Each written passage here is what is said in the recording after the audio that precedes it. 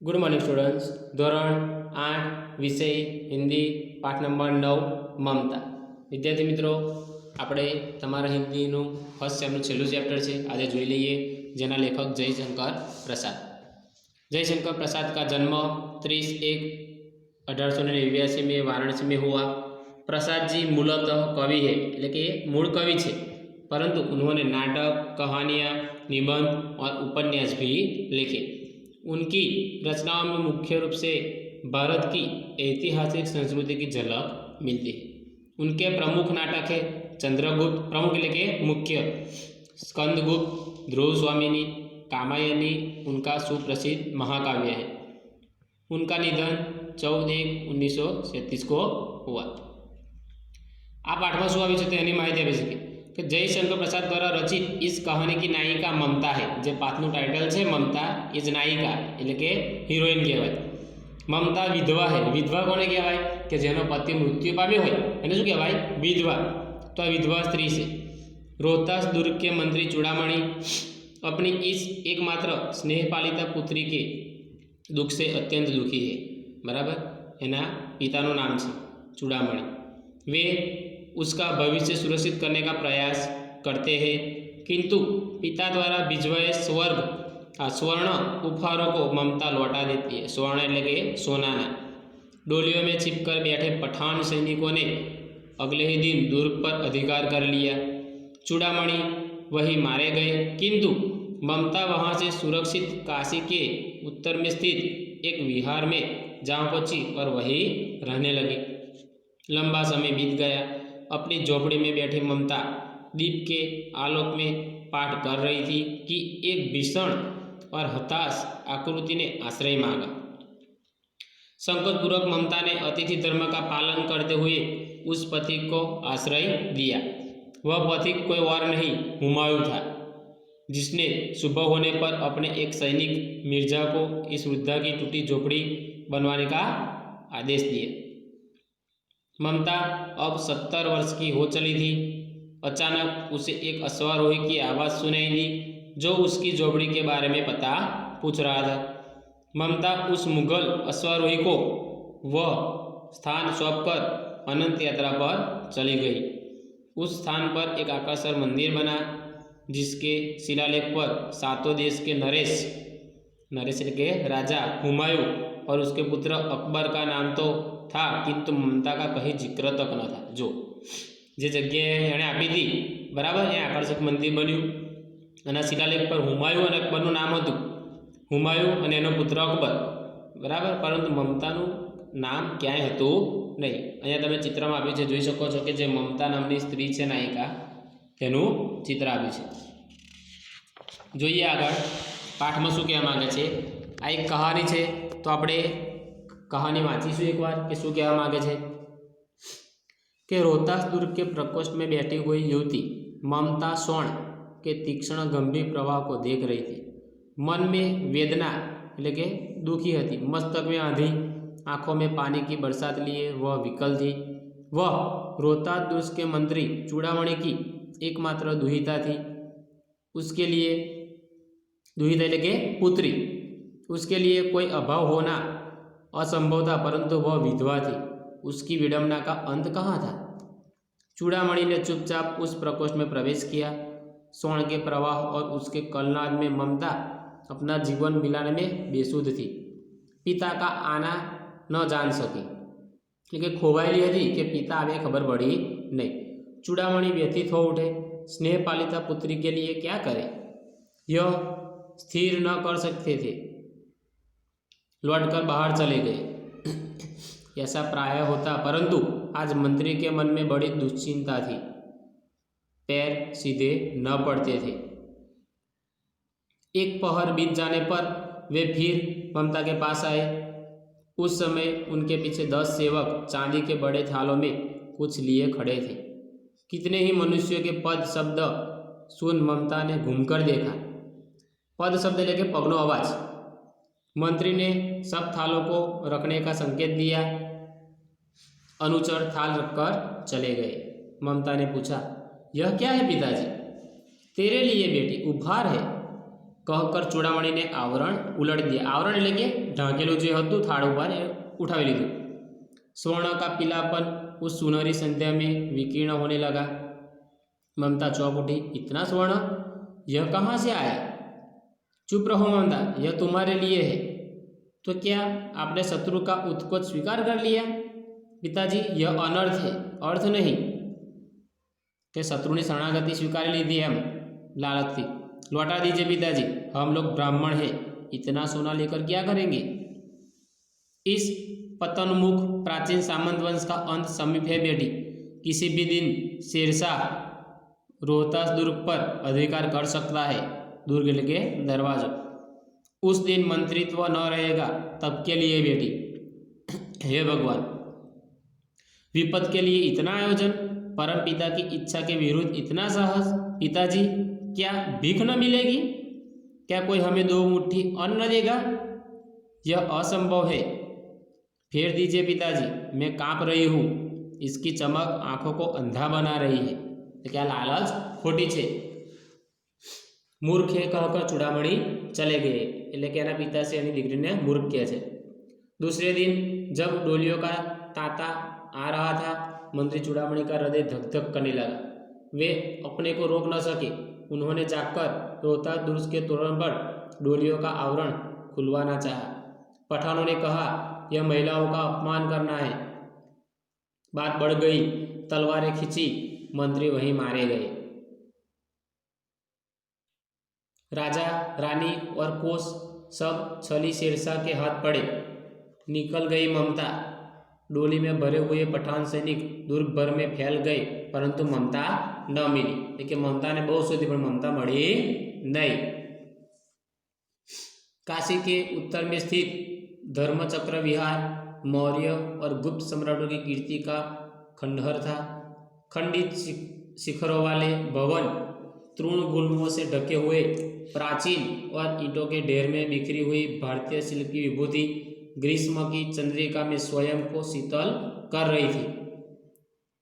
जहां गौतम का उपदेश ग्रहण करने के लिए पंचवर्गीय भिक्षु पहले मिले थे, उसी स्तूप के भग्नावशेष की मलिन छाया में एक झोपड़ी के दीपालोक में एक स्त्री पाठ कर रही थी।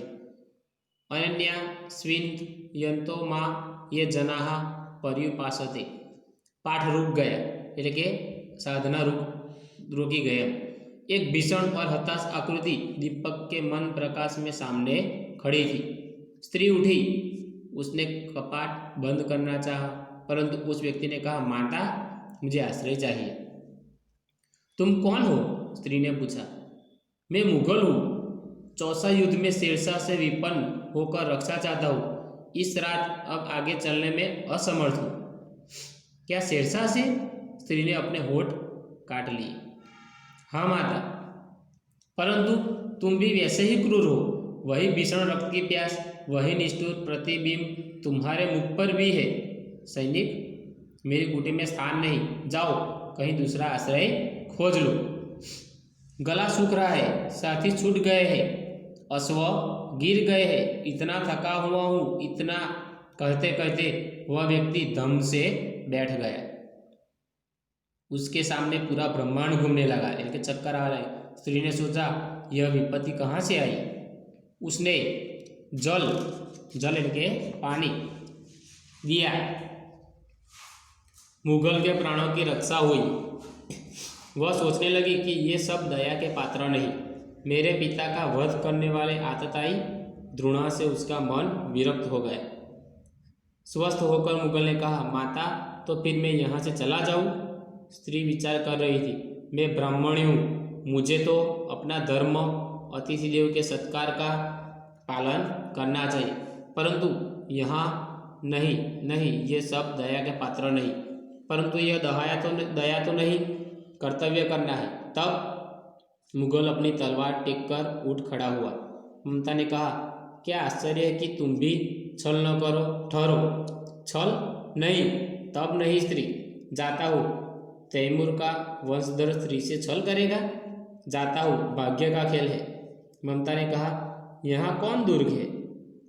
यही झोपड़ी ना, जो चाहे ले लो। मुझे तो अपना कर्तव्य निभाना पड़ेगा। जाओ भीतर। थके हुए पथिक, तुम चाहे कोई भी हो, मैं तुम्हें आश्रय देती हूँ। सब अपना धर्म छोड़ दे तो क्या मैं भी छोड़ दूँ? मुगल ने चंद्रमा के मन प्रकाश में वह महिमामय मुखमंडल देखा। उसने मन ही मन नमस्कार किया। ममता पास की टूटी हुई दीवार में चली गई। भीतर थके पथिक ने झोपड़ी में विश्राम किया। तमे चित्र में જોઈ શકો છો કે મમતાની ઝોપડી જે થાકેલો ઘાયલ મુગલ સૈનિક છે તે છે। આગળ જોઈએ। प्रभात में खंडहर की संधि से ममता ने देखा सैकड़ों अश्वारोही उस प्रांत में घूम रहे थे।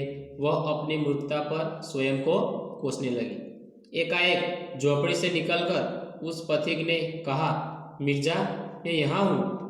शब्द सुनते ही प्रसन्नता की चित्कार ध्वनि से वह प्रांत गूंज उठा। ममता अधिक भयभीत हुई। पथिक ने कहा, वह स्त्री कहाँ है? उसे खोज निकालो। ममता छिपने के लिए अधिक सचेष्ट हुई। वह मृग दाव में चली गई। दिन भर उसमें से न निकली। संध्या हो गई। वे लोग जाने लगे। ममता ने सुना पथिक घोड़े पर सवार होते हुए कह रहा था, मिर्जा, उस स्त्री को मैं कुछ दे न सका। उसका घर बनवा देना, क्योंकि मैंने विपत्ति में यहाँ विश्राम पाया था। यह स्थान भूलना मत। इसके बाद वे वहाँ से चले गए। चौसा के मुगल पठान युद्ध को बहुत दिन बीत गए। ममता अब 70 वर्ष की वृद्धा है। 70 लेकर 70। एक दिन वह अपनी झोपड़ी में पड़ी थी। शीतकाल का प्रभाव था। उसका जीर्ण कंकाल खांसी से गूंज रहा था। ममता की सेवा के लिए गांव की 2-3 स्त्रियां घेर कर बैठी थी, क्योंकि ममता आजीवन सबके सुख दुख की सहभागिनी रही थी। ममता ने जल पीना चाहा। एक स्त्री ने सिपरी से जल पिलाया। सहसा एक अश्वारोही उसी झोपड़ी के द्वार पर दिखाई पड़ा। वह अपनी धुन में कहने लगा, मिर्जा ने जो चित्र बनाकर दिया है वह तो इसी जगह का होना चाहिए। वह बुढ़िया मर गई होगी। अब किससे पूछूं कि एक दिन सहसा हुमायूं किस छप्पर के नीचे बैठे थे। यह घटना भी तो 47 वर्ष के ऊपर की हुई। ममता ने अपने विकल कानों में सुना। उसने पास की स्त्री से कहा, उसे बुलाओ। अश्वारोही पास आए। ममता ने रुक रुक कर कहा, मैं नहीं जानती कि वह सहंसा था या साधारण मुगल, पर एक दिन इसी झोपड़ी के नीचे वह रहा। मैंने सुना था कि वह मेरा घर बनवाने की आज्ञा दे चुका था। भगवान ने सुन लिया। आज मैं इसे छोड़े जाती हूँ। अब तुम इसका मकान बनाओ या महल। मैं अपने चिर विश्राम गृह में जाती हूँ। बुढ़िया के प्राण पखेरु उड़ गए એટલે કે મૃત્યુ પામી। वह अश्वारोही अवाक खड़ा रह गया એટલે કે બોલ્યા વગર। वहाँ एक अष्टकोण मंदिर बना और उस पर शिलालेख लगाया गया। शू लगायु? सातों देश के नरेश हुमायूं ने एक दिन यहाँ विश्राम किया था। उसके पुत्र अकबर ने उनकी स्मृति में यह विशाल गगनचुंबी मंदिर बनवाया, पर उसमें ममता का कहीं नाम न था। तो आज एक कहानी तमारे फरीथी तमारी टेक्स्टबुकमांथी शांतिथी आ कहानी वांचवानी छे अने एने समजवानी छे। अने आजना विडियोने ध्यानथी सांभळ्या पछी तमारे आ पाठना शब्दार्थ तमारी नोटबुकमां लखवाना छे, बराबर। अने पछी तमारे अभ्यासना प्रश्नोनी जवाब लखवाना नथी, परंतु अभ्यासना प्रश्नोना जवाब तमारे पाठमांथी शोधीने खाली चर्चा करवानी छे। अने स्वाध्यायना प्रश्नोना जवाब जे तमारे लखवाना छे ए हूँ तमने पीक मोकलूँ छूँ। तमारे एक प्रश्न एक जवाब एम स्वाध्यायना प्रश्नोना जवाब तमे नोटमां लखवाना रहेशे। प्रश्न नंबर 2 में छे के आपेला वाक्योने कौंसमां काळ आप्या प्रमाणे परिवर्तन करो। क्या वाक्य छे एने भूतकाळमां फेरवो, आने भविष्यकाळमां, पछी आने पण भविष्य अने भूतकाळ अने आने वर्तमानकाळ। तो आपेल सूचना प्रमाणे तमारे वाक्य परिवर्तन करवानुं छे। पछी शब्दों छे ए शब्दों परथी वाक्य बनावता तो तमने आवडे ज छे, बराबर। पछी आ पेरेग्राफ में आप्युं छे के कहानी आपी छे एक वचन में छे, तमारे आने बहुवचन में लखवानो प्रयत्न करवानो छे। लखवानुं नथी परंतु तमारे रफ नोट में बनाववानो प्रयत्न करवानो छे। तमारे तमारी हिंदी नोटबुकमां ખાલી શબ્દાર્થ અને આ પાઠના સ્વાધ્યાયનો જવાબનો પીક મોકલું તે તમારે નોટબુકમાં લખવાના રહેશે. આગળ જે આપ્યું છે એ તમારે જાતે સૂચના વાંચીને તમારે જાતે પ્રયત્ન કરવાનો રહેશે. પ્રશ્ન નંબર 6 પણ અને પ્રશ્ન નંબર 7 પણ જેની તમારે જાતે ચર્ચા કરવાની છે. એના પછી પ્રશ્ન નંબર 8 એ પણ તમારે જાતે ચર્ચા કરવાની રહેશે.